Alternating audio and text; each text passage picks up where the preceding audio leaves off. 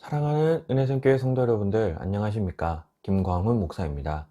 우리 오늘 하루도 하나님의 말씀을 가까이 할 때 이 하나님의 말씀 속에서 하나님이 좋아하시는 일이 무엇인지 발견하고 오늘 하루 하나님이 기뻐하시는 일을 행하면서 살아갈 수 있는 귀한 하루, 우리 귀한 성도들이 되었으면 좋겠습니다.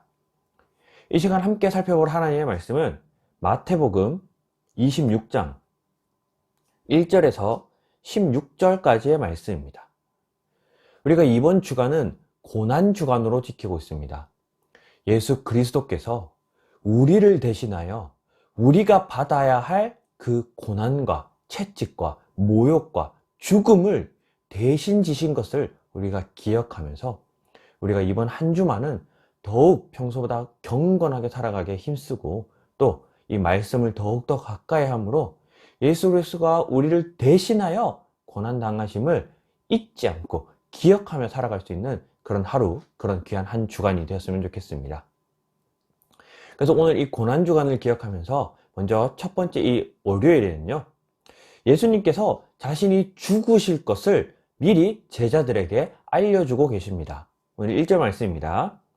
예수께서 이 말씀을 다 마치시고 제자들에게 이르시되 너희가 아는 바와 같이 이틀이 지나면 유월절이라 인자가 십자가에 못 박히기 위하여 팔리리라 하시더라. 예수님께서는 이제 이틀 후에 이 유월절이 되면 팔리고 십자가에서 죽게 될 것이다 라고 말씀하고 있습니다. 하나님께서는 그 하나님의 일을 하시기 전에 항상 먼저 우리에게 말씀을 통해서 무엇을 하실지 알려주시고 그 다음에 하나님이 그 말씀대로 그 일을 행하십니다. 이게 무슨 말이냐면요, 하나님께서는 미리 말씀하시고 그 미리 말씀하신 일을 실천하고 역사 속에서 행하신다라는 겁니다. 왜 하나님은 이렇게 일하시냐면요, 하나님이 말씀하지 않고도 일하실 수 있습니다. 그럼에도 분명히 우리들에게 먼저 말씀하신 이유는 하나님의 살아계심과 하나님의 전능하심을 우리에게 나타내시고 우리에게 보여주기 위해서라는 거예요. 예를 들어서 제가 2019년도에는 이 코로나라는 바이러스가 전 세계를 이제 뒤덮고 전 세계를 전멸시킬 것입니다 라고 지금 이야기한다면 그게 뭐 어떡하라고, 이미 이뤄진 일인데, 그죠? 이거는 전혀 의미 없는 이야기입니다. 그런데 만약 제가 정말 이 코로나 바이러스가 발생하기 5년 전에, 10년 전에, 아니요, 불과 한 달 전에만 해도 한 달 뒤에는 전 세계를 뒤덮는 바이러스가 발생할 것입니다 라고 미리 얘기했다면 저는 전능한 사람이 될 겁니다. 뿐만 아니라 앞으로 있을 10년 후의 미래, 100년 후의 미래, 1000년 후의 미래까지 내가 이야기를 하고 그 이야기가 내 말하는 것처럼 이루어진다면 나는 정말 10년 뒤에 일어날 일, 100년 뒤에 일어날 일, 1000년 후에 일어날 일까지도 다 알고 있는 그런 사람이 될 겁니다. 그 말은 1000년 후에도 내가 살아있다라는 거죠. 1000년 후의 일에도 내가 그 일을 미리 보고 왔다라는 겁니다. 물론 말도 안 되는 이야기지만 우리 인간들에게는요. 하지만 하나님께서는 전능하시고 이 세상을 창조하시고 과거에도 지금도 미래에도 하나님이 항상 계시다는 것을 우리에게 우리가 이해하기 쉽도록 알려주기 위해서, 그것을 우리에게 보여주기 위해서 미리 말씀하신다는 거예요. 그래서 하나님께서는 반드시 말씀하시고 그 말씀이 이루어 가심으로, 이 말씀대로 일이 이루어짐으로 통해서 하나님이 살아계시고 하나님이 전능하시다라는 것을 우리에게 알려주십니다. 마찬가지로 예수님께서도 자신이 죽고 난 이유가 아닌 앞으로 일어날 자신의 죽음을 미리 말씀하셨습니다. 그런데 정작 이 예수님을 죽이려 하는 사람들은요, 3절입니다. 그때 대제사장들과 백성의 장로들이 가야바라는 대제사장의 관정에 모여 예수를 흉계로 잡아 죽이려고 의논하되 말하기를 밀란이 날까 하노니 명절에는 하지 말자 하더라. 정작 이 예수님을 죽이려고 하는 이 작당 모의라고 있는 이 사람들은요, 명절에는 하지 말자, 그러니까 6월절만은 지나고 하자라고 이야기하고 있습니다. 예수님께서는 분명히 자신이 6월절에 죽으실 것이다 라고 말씀하셨는데요, 세상, 이 예수님을 믿지 않는 자들은요, 자신들의 뜻대로 이 세상을 계획하고 살아갑니다. 하나님의 말씀이 분명히 이루어지는데 그것을 믿지 않는 자들은요, 그것은 뒷전으로 밀어버리고 아니, 이 하나님 말씀 뭐 그렇게 말하든 말든 나랑 무슨 상관이야? 나는 내 마음대로 할 거야. 이렇게 살아간다라는 거죠. 여러분들은 이러한 삶을 살지 않았으면 좋겠습니다. 하나님은 말씀하신 것을 반드시 이루시고요. 아니요, 더 정확히 말하면요, 그 이루어질 일을 우리에게 미리 말씀하셨습니다. 그리고 그 말씀이 이루어지는 것을 우리에게 보여주고 계시다는 거죠. 그렇다면 하나님의 말씀은 반드시 이루어질 겁니다. 그러면 내 생각과 내 뜻과 내 계획대로 살아가는 것이 아니라 하나님의 말씀을 붙들고 하나님의 말씀하신 그 내용이 이루어질 것을 믿고 거기에 맞춰 살아가는 삶이 지혜로운 삶이라는 거죠. 그래서 말씀을 가까이 함으로 하나님의 말씀이 이 종말이 가까워져감을 예언하고 있습니다. 말하고 있습니다. 미리 우리에게 알려주고 있습니다. 그렇다면 우리가 그 말씀 속에서 어떻게 살아가야 할지를 돌아보면서 지혜롭고 현명하게 하나님의 말씀이 성취되는 것을 믿고 살아가는 우리 귀한 성도들이 되었으면 좋겠습니다. 그런데 하나님의 말씀을 믿는다고 해서 똑같은 것이 아닙니다. 하나님을 믿는, 말씀을 믿는 사람들 중에서도요, 두 부류의, 두 길을 걸어가는 사람들이 나타나는데요. 오늘 말씀에, 오늘 본문에 보면요, 첫 번째로 한 여인이 나타납니다. 7절입니다. 한 여자가 매우 귀한 향료 한 옥합을 가지고 나와서 식사하시는 예수의 머리에 부으니, 이 예수님이 죽으실 것이라는 이 말씀을 믿고 한 여인이 이 향료를 예수님의 머리에 붓습니다.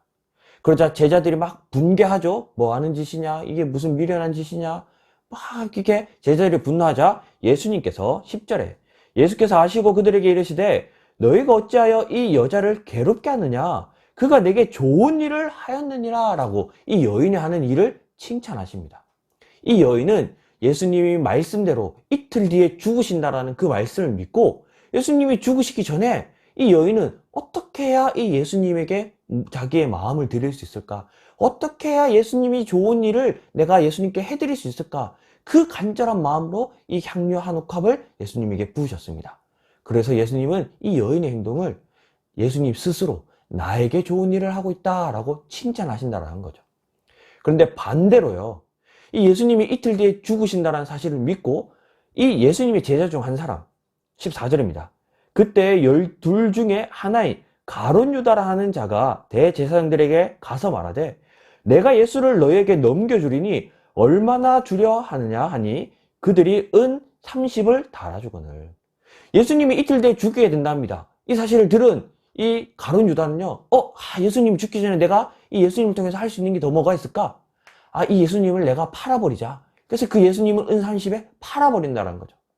똑같이 예수님이 이틀 뒤에 죽는다는 말을 믿은 두 사람이요. 한 여인은 예수님께 좋은 일이 무엇 있을까? 내가 예수님이 죽기 전에 예수님에게 무엇을 해드릴 수 있을까? 예수님에게 좋은 일을 품고 예수님이 무엇을 좋아하실까? 그 생각으로 예수님께 드렸다면 이 반대로 가룟 유다는요. 예수님이 죽어? 그럼 죽기 전에 내가 얻을 수 있는 게 뭐지? 죽기 전에 내가 더 가질 수 있는 게 뭐지? 하고 예수님을 팔아버렸다는 거죠. 하나님의 말씀을 믿는 사람들 중에서도요. 그 말씀을 붙들고 하나님께 내 마음을 드리려고 살아가는 자들과 반대로 그 말씀 속에서 나의 이익, 나의 유익을 찾는 사람들, 이 두 부류의 사람들이 존재한다는 겁니다. 여러분들은 어떤 부류 속에서 살아가고 계십니까? 하나님의 말씀을 읽고 이 말씀을 내가 어떻게 하면 득을 볼까? 나에게 어떻게 하면 좋은 일이 있을까? 나에게 좋은 것을 찾으려고 이 말씀을 보고 있습니까? 아니면 이 말씀 속에서 하나님이 무엇을 좋아하실까? 이것을 통해서 하나님이 무엇을 기뻐하실까? 어떻게 해야 하나님이 좋아하실까? 하나님을 위한 마음으로 살아가고 계십니까? 우리 귀한 성도님들은 이 가룟 유다 같은 자들이 아니라 이 이름도 기록되어 있지 않는 우리 물론 요한복음에는 이제 마리아라고 밝히고 있지만 오늘 마태복음에서는 이름조차 기록하고 있지 않는 이 한 여인, 그럼에도 예수 그리스도의 말씀을 믿고 예수 그리스도께 좋은 것을 드리고자 하는 이 가득한 마음을 가지는 우리 그런 귀한 삶을 사는 그런 성도들이 되었으면 좋겠습니다. 그래서 오늘 이 말씀을 우리가 붙들고 좀 한 가지 실천했으면 좋겠는 것은요, 특별히 이 고난 주간 동안 우리가 하나님을 위해 무엇을 할 수 있을까? 내가 하나님께 무엇을 좋은 것을 드릴 수 있을까? 우리 조금 생각하시면서 그것을 실천할 수 있는 귀한 한 주간이 되었으면 좋겠습니다. 뭐 대단한 일이 아니더라도요. 내가 말씀을 읽고 내가 기도하는 것이 하나님이 기뻐하시는 일이다 라고 하나님께서 나에게 그런 깨달음을 주신다면 그것도 좋습니다. 우리가 고난 주간 동안 시간을 정하고 또 우리가 그 읽은 양과 기도할 시간을 정해서 매일 하나님 앞에 서는 것, 그게 하나님이 기뻐하시는 일이다라고 내 마음에 하나님이 감동을 주신다면 고난주간 동안 그것을 실천했으면 좋겠고요. 뿐만 아니라 고난주간 동안 하나님께서 내가 이웃을 섬기기를 원하시는구나 하는 마음을 주신다면 정말 하나님이 기뻐하셨으면 좋겠다 하는 정말 하나님을 향한 마음으로 우리가 이번 고난주간 동안은 하나님이 기뻐하시는 일을 실천하는 그런 한 주간이 되었으면 좋겠습니다. 그래서 이 말씀을 읽고 이 말씀을 실천함으로 살아갈 수 있는 오늘 하루가 되었으면 좋겠고요.